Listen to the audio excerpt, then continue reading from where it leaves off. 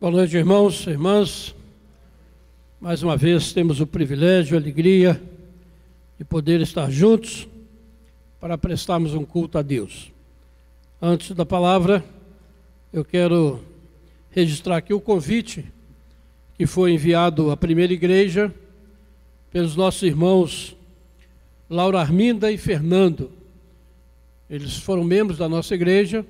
Hoje estão servindo ali na terceira igreja presbiteriana e o Fernando é presbítero lá na terceira igreja e convida para a formatura do Mateus, né, o seu filho está formando em medicina, né, uma grande vitória. Muitos aqui conhecem essa família e o Mateus aqui participou e a família da nossa igreja durante muito tempo. A colação de grau é agora do dia 9, é depois de amanhã, às 10 horas, na Faculdade Suprema. E o culto de gratidão é no dia 17 de dezembro, às 19h30, na terceira igreja presbiteriana, lá no bairro Grajaú, Rua Doutora Cássia Teixeira, número 22. Então é a igreja onde eles congregam e lá vai então ter o culto de formatura, de gratidão a Deus por essa vitória do Mateus. Então nós queremos aqui parabenizar nosso irmão, a família, por esta grande vitória que conseguiram pela graça de Deus e reconhece que veio do Senhor essa bênção. Que Deus abençoe muito o Mateus no exercício aí da sua vocação, né? A medicina é uma vocação. Bom, convido você a abrir a sua Bíblia no Evangelho de João, no capítulo 1.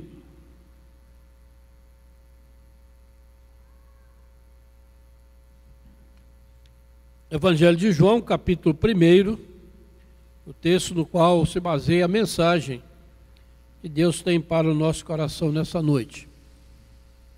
Nós vamos ler do verso 1 ao verso 18, que é chamado prólogo do Evangelho. No princípio era o Verbo, e o Verbo estava com Deus, e o Verbo era Deus. Ele estava no princípio com Deus. Todas as coisas foram feitas por intermédio dele, e sem ele nada do que foi feito se fez. A vida eterna estava nele, a vida estava nele, e a vida era a luz dos homens. A luz resplandece nas trevas, e as trevas não prevaleceram contra ela. Houve um homem enviado por Deus, cujo nome era João. Este veio como testemunha para que testificasse a respeito da luz, a fim de todos virem a crer por intermédio dele.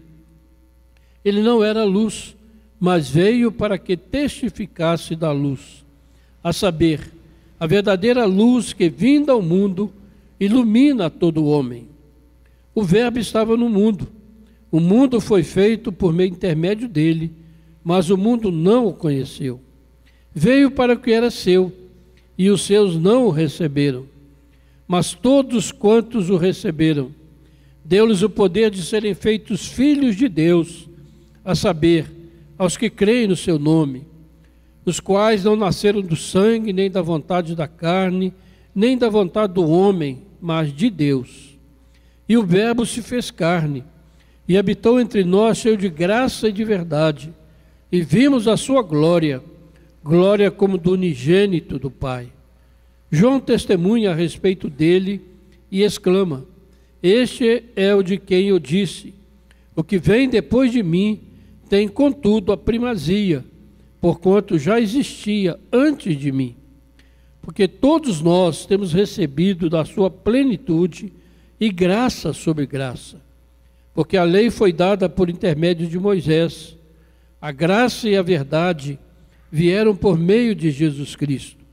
Ninguém jamais viu a Deus, o Deus unigênito, que está no seio do Pai, é quem o revelou. Amém. Estamos na época de Natal e geralmente pensamos, ouvimos palavras, mensagens a este respeito. Esse texto do Evangelho de João É um texto extraordinário, é um texto maravilhoso. E, para mim, ele é uma das provas de que a Bíblia, de fato, é inspirada por Deus. Porque você não encontra na literatura mundial, nem entre os grandes escritores da humanidade, alguma coisa parecida, semelhante a isso que está registrado no Evangelho de João.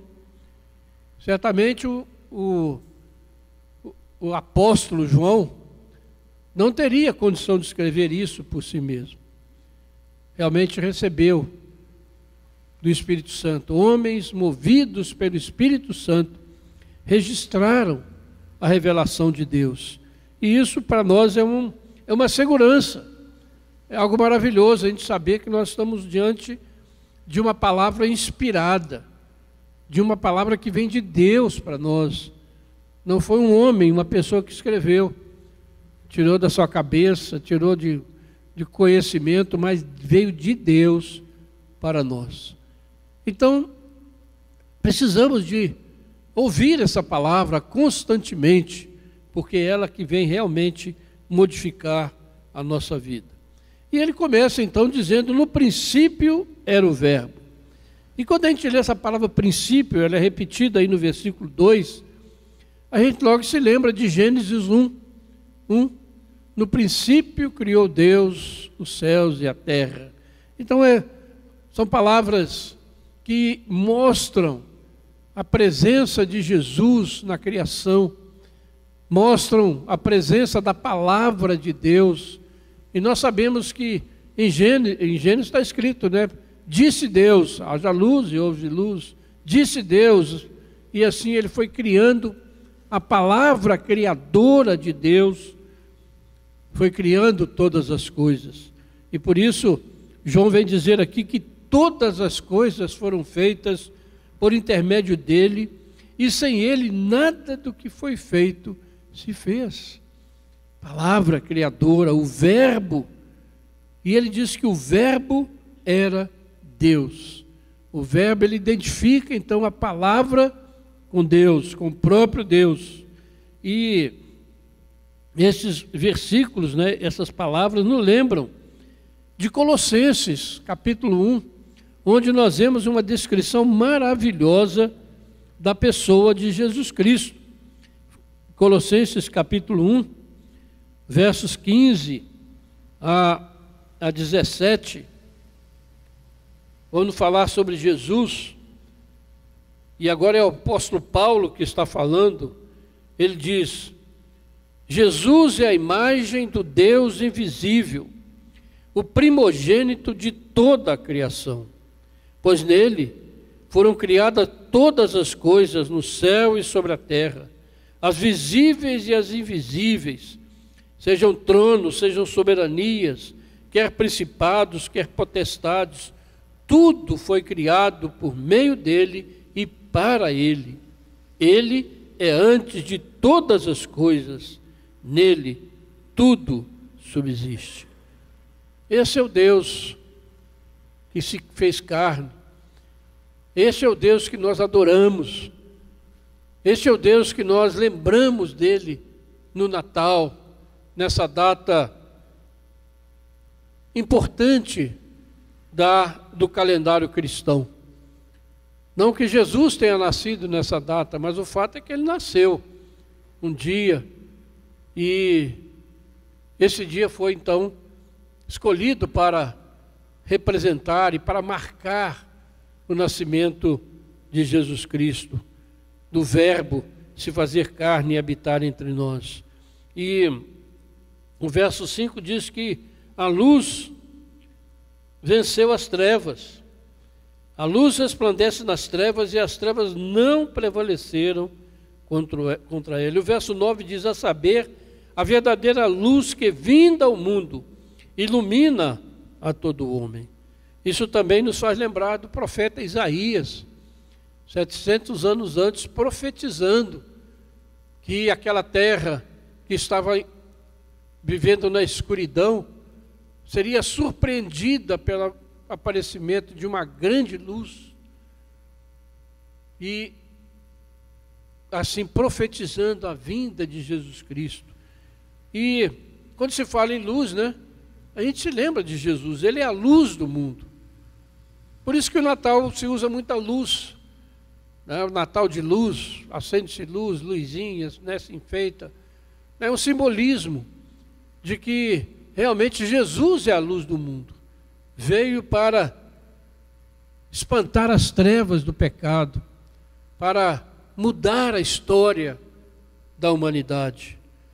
Essa luz que vem ilumina a vida de uma pessoa que andava em trevas, perdida, sem direção, sem esperança.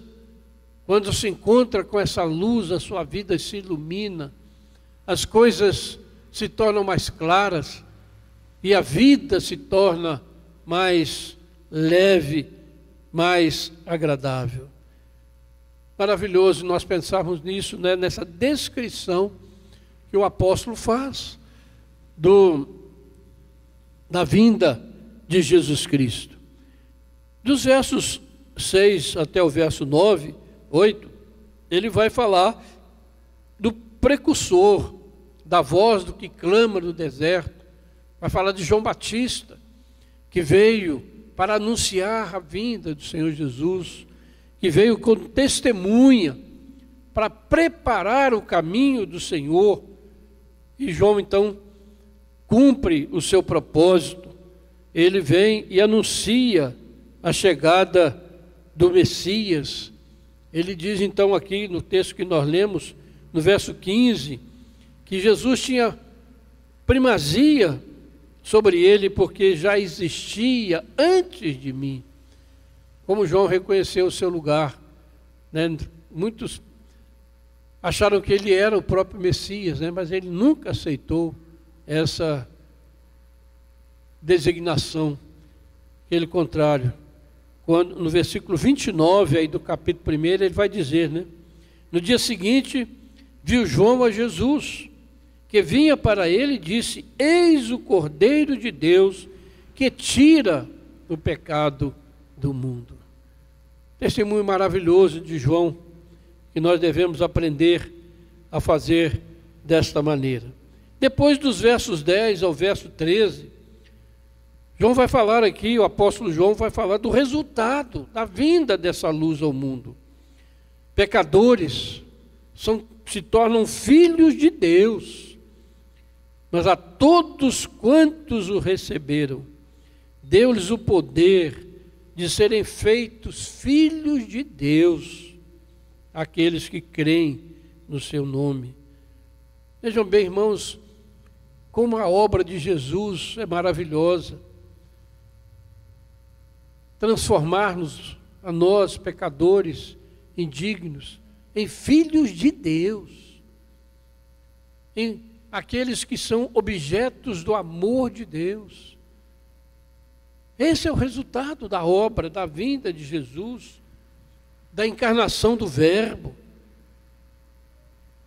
nascido de Deus, diz o texto, nascidos do alto, não pela vontade do homem, não pela vontade da carne, não porque alguém quis isso, porque nós, pecadores, estamos mortos nos nossos delitos e pecados, mas Deus, na sua misericórdia, nos transforma em seus filhos, nos recebe em sua família, nos diz: você é o meu filho amado, e por nós, Jesus Cristo deu a sua vida ali naquela cruz. Que privilégio, irmãos, que motivo de gratidão.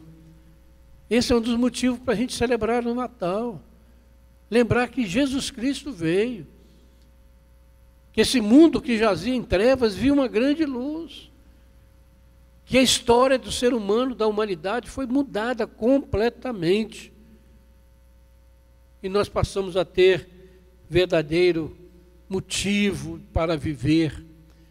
Então, quero chegar no versículo 14, que vai nos mostrar aí o verdadeiro sentido do Natal. O Natal, acima de tudo, é uma festa, né? Muito bonita, muito cheia de cumprimentos, né, de troca de presentes, essas coisas todas, mas o Natal, acima de tudo, ele é a prova da realidade do pecado. Isso a gente não lembra, né? Porque lembrar de pecado no meio da festa de Natal não é muito agradável, né? Mas Jesus veio por causa do pecado. Ele se encarnou porque era a única maneira de vencer o pecado. A gente aí vê a realidade do pecado, a profundidade. E quão sério é o pecado? A rebelião do ser humano contra Deus só pode ser vencida pela encarnação do Filho de Deus, que veio para cumprir a missão que foi dada por Pai de resgatar os eleitos de Deus. Isso é Natal. Pouco lembrado, pouco falado. Mas se não tivesse pecado, Jesus não precisava vir. Mas nós não queremos, né? Nós queremos nos iludir. Boas festas, Feliz Natal, próspero Ano Novo, só coisa boa, só desejo bom, só propósito bom. Mas a gente esquece que a nossa realidade é uma realidade de pecado, de rebelião contra Deus, de afastamento de Deus, de desprezo pelas coisas de Deus.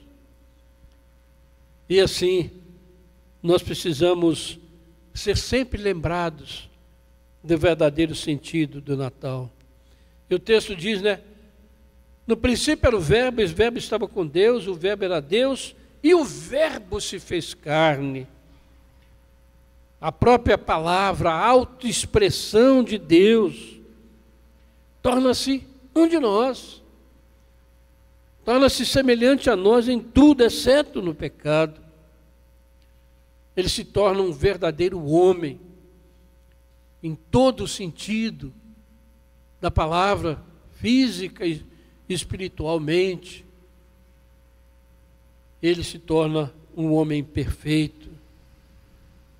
Ou seja, Deus, o Criador de todas as coisas, o Deus invisível, que é Espírito, que não pode ser visto, Ele escolheu, né, se fazer conhecido de nós, de uma maneira definitiva, de uma maneira final, em Jesus Cristo, em um homem histórico, nascido num determinado tempo, marcado na história da humanidade. E diz da Bíblia que ele nasceu sob a lei, nascido de mulher, nos dias de César Augusto, imperador romano, nos dias do rei Herodes, governador da Judéia. Deus, que não pode ser visto porque é um Espírito eterno, visível, perfeito, se torna visível para nós, irmãos. Que coisa maravilhosa. Não podemos ver a Deus, mas nós podemos ver Jesus de uma maneira muito clara nos relatos do Evangelho. Quando você pega o Evangelho e lê, você pode ver Jesus Cristo. Não uma sua figura humana, como é que ele era, se ele era baixo, alto, gordo, magro, isso não interessa. Mas o que ele era na sua essência. Você tem um retrato perfeito.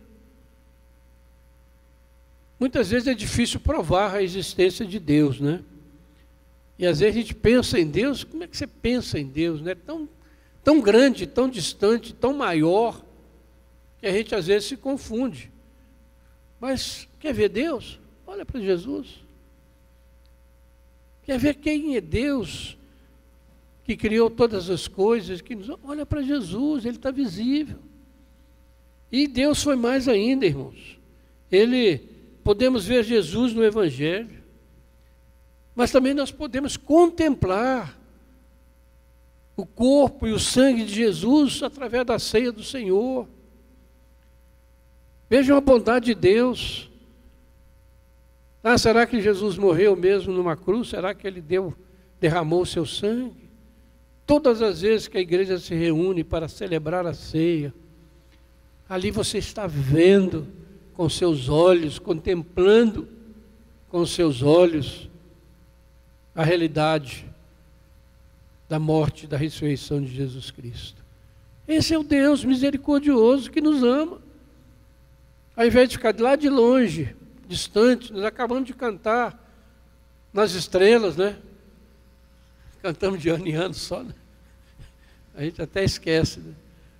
Nas estrelas, às vezes eu chamamos, Deus não vive distante lá no céu, mas esse Deus que veio ao nosso encontro por misericórdia de seres humanos tão pecadores, tão rebeldes, tão distantes dele, mas ele veio e deu a sua vida por nós. Colossenses 2:9 diz que em Jesus reside toda a plenitude da divindade.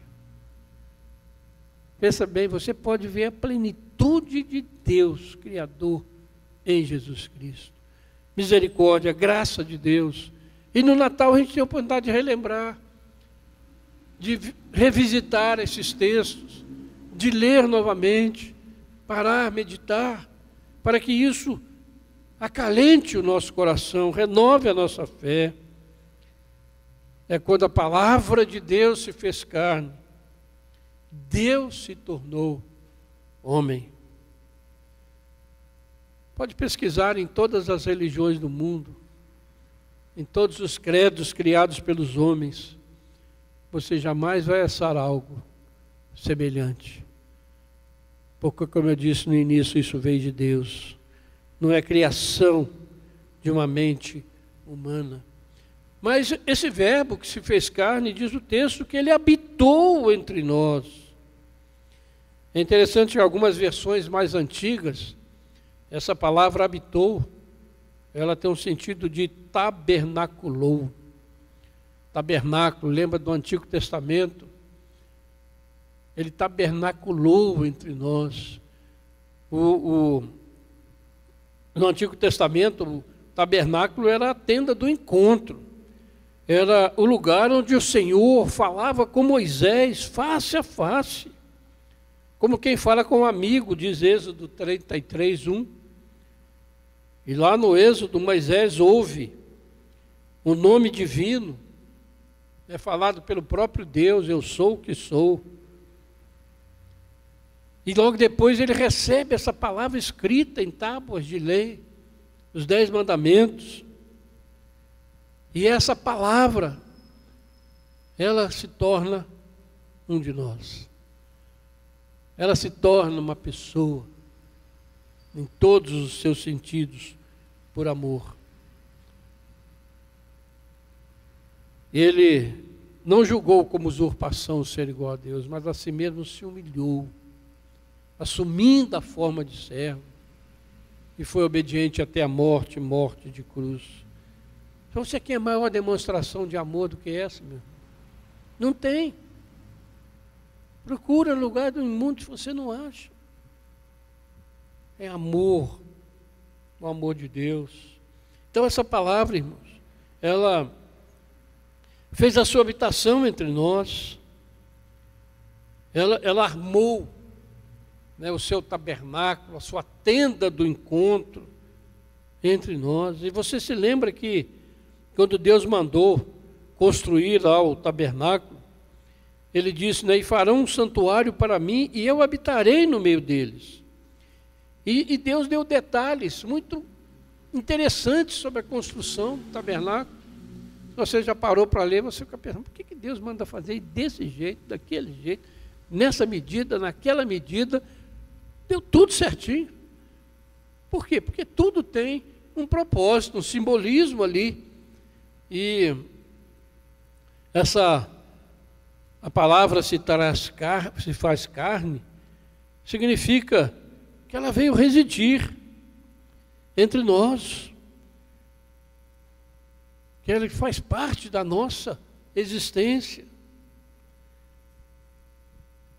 Portanto, João está dizendo que Deus se manifestou mais claramente quando a palavra se tornou carne. A palavra encarnada é a manifestação definitiva da presença de Deus entre os seres humanos. Porque essa palavra se tornou homem. Hoje tem tantos programas, né, e tantas propostas para que as pessoas cheguem a Deus, vejam a Deus, toquem em Deus. A gente inclusive canta umas músicas assim, né? E isso é impossível, né? E tem gente que faz, né, corrente, jejum, e mais não sei o quê, mais não sei o quê, querendo experimentar mais de Deus, ver a Deus. Olhe para Jesus, gente. Vá para a palavra. Leia essa palavra, medite nela. Porque aqui está a manifestação mais plena de Deus. Em Jesus reside a plenitude da divindade. Que coisa maravilhosa, né? E ele diz então, esse Verbo que se fez carne habitou entre nós, cheio de graça e de verdade. Cheio de graça e de verdade. Pronto a distribuir seu favor imerecido a pecadores rebeldes. Transformar vidas e verdade. Tudo que não vem de Jesus, ou que contraria a revelação de Deus em Jesus Cristo, vem do diabo. É mentira. Jesus é a verdade. E como isso tem sido desafiado em nosso tempo. Como a mentira tem prevalecido no nosso tempo. Porque o diabo tem espalhado, ele é o pai da mentira. Mas nós que conhecemos o sentido do Natal, aproveitar essa época para cada vez mais receber da graça, entender mais da verdade de Deus para a nossa vida. Como é maravilhoso, irmãos. E além de estar cheio de graça e de verdade, o apóstolo João dá o testemunho. E nós vimos a sua glória, glória como do unigênito do Pai. Podemos ver a glória de Deus em Jesus, na obra dele, na transformação de vidas que ele faz, na transformação da nossa vida. A glória de Deus está espalhada em toda a face da terra. A criação manifesta a glória de Deus, mas a glória de Deus é vista acima de tudo em Jesus Cristo. Pode parecer tão estranho isso, né? Um ser humano que viveu numa época tão distante, num lugar que nem era lugar, desprezado, lá nos confins do Império Romano. Um homem que não teve nenhum poder econômico, político, religioso. Ele é a manifestação plena da graça e da verdade. E nós somos aqueles que recebem essa graça. Verso 16. Porque todos nós temos recebido da sua plenitude e graça sobre graça. Aleluia. Graça sobre graça. Maravilhosa graça. Temos recebido do Senhor. Mesmo indignos, mesmo pecadores, mesmo rebeldes, Ele tem nos dado da sua plenitude em Jesus Cristo e tem nos dado graça sobre graça. Como é maravilhoso, irmãos, pertencer ao povo de Deus. Como é maravilhoso olhar para o Natal dessa maneira e que realmente nós possamos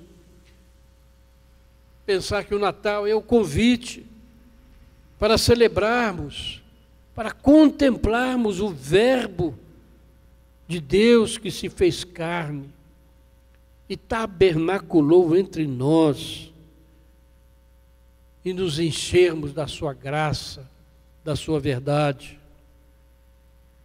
de maneira que possamos contemplar a sua glória na vida, na obra, na morte e na ressurreição gloriosa de Jesus Cristo. Que você possa, dessa maneira, se lembrar do Natal, comemorar o Natal, mesmo de maneira tão distorcida como muitas vezes a gente possa se lembrar disso tudo.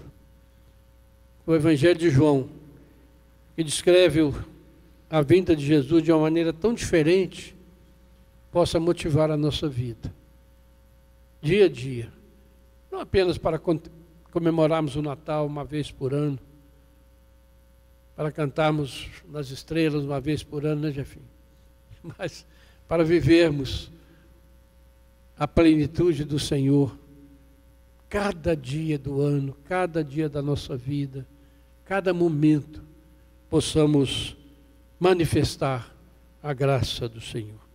Que Deus nos abençoe, que Deus nos sustente, que Deus nos faça caminhar dia a dia em vitória com Ele, e nos dê cada dia mais um coração grato, um coração alegre, um coração de paz, de alegria, por tudo isso que Ele fez em nosso favor. Que assim seja. Amém. Senhor Deus, obrigado, Pai, por esse momento tão especial, que podemos abrir a Tua Palavra, podemos receber dela, ó Pai, graça, verdade, possamos, ó Deus, contemplar nela a Tua obra maravilhosa em Jesus Cristo. Podemos ver, ó Pai, que o Teu plano eterno de salvação, ó Deus, que cada dia mais nós sejamos verdadeiros filhos de Deus e possamos manifestar a este mundo a plenitude da graça do Senhor, possamos manifestar àqueles que convivem conosco a realidade do Teu grande amor, Pai. Ó Deus, e que o Senhor abençoe a Tua igreja, abençoe cada irmão, cada irmã, cada família, de maneira que o Natal não seja apenas um momento como o mundo celebra, mas seja um momento de nós buscarmos na Tua Palavra o refrigério, a alegria, a paz, e assim possamos, de fato, glorificar o Teu nome, Senhor. Abençoa-nos, receba a nossa gratidão. Nós oramos em nome de Jesus. Amém.